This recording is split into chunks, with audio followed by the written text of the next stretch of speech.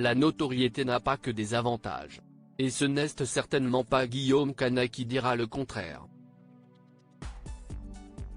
Ce lundi 18 mars, l'acteur et réalisateur était l'invité de Click, pour évoquer la sortie du film hors saison, dans lequel il partage l'affiche avec Alba Rohrwacher. En parallèle de son actualité cinématographique, celui qui est en couple avec Marion Cotillard a également évoqué son rapport à la notoriété. Ça a changé plein de choses. Il y a des avantages à la notoriété, des choses qui sont assez géniales, comme le fait d'arriver dans un endroit et d'être super bien accueilli, de ne pas avoir à faire la queue. A-t-il énuméré en préambule, avant de préciser que le succès présentait aussi quelques inconvénients.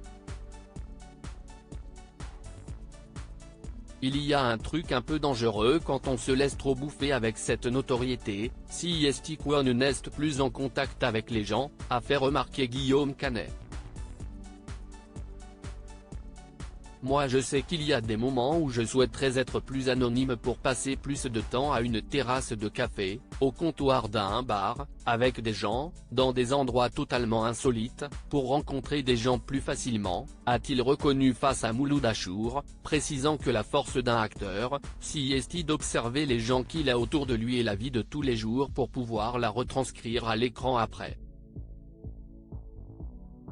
Supérieur à Marion Cotillard et Guillaume Canet, Charlotte Gainsbourg et Yvan Attal. Ces couples unis dans la vie comme au travail. Guillaume Canet a des rumeurs sur son couple avec Marion Cotillard, j'étais en colère sur le plateau de Click. Guillaume Canet est aussi revenu sur les rumeurs autour de son couple avec Marion Cotillard. Les gens se permettent de raconter ce qu'ils veulent.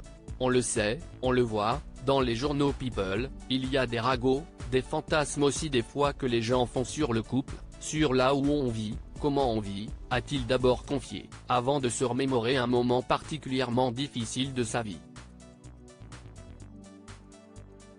On lit tellement de conneries, qu'à un moment, j'étais dans une période, juste avant Rock'n'Roll, où j'avais mal vécu l'échec de Blood Ties, le film que j'avais fait aux États-Unis, et j'en avais un peu ras-le-bol de tout.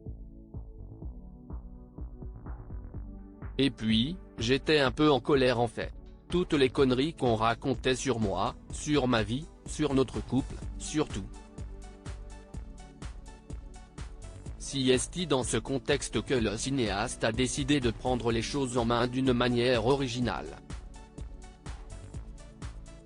À un moment j'ai dit ok, vous voulez raconter des conneries?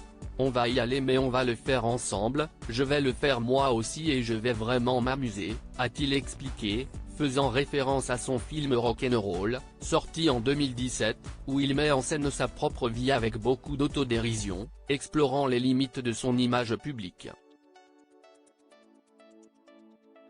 Crédit photo, capture d'écran Canal+.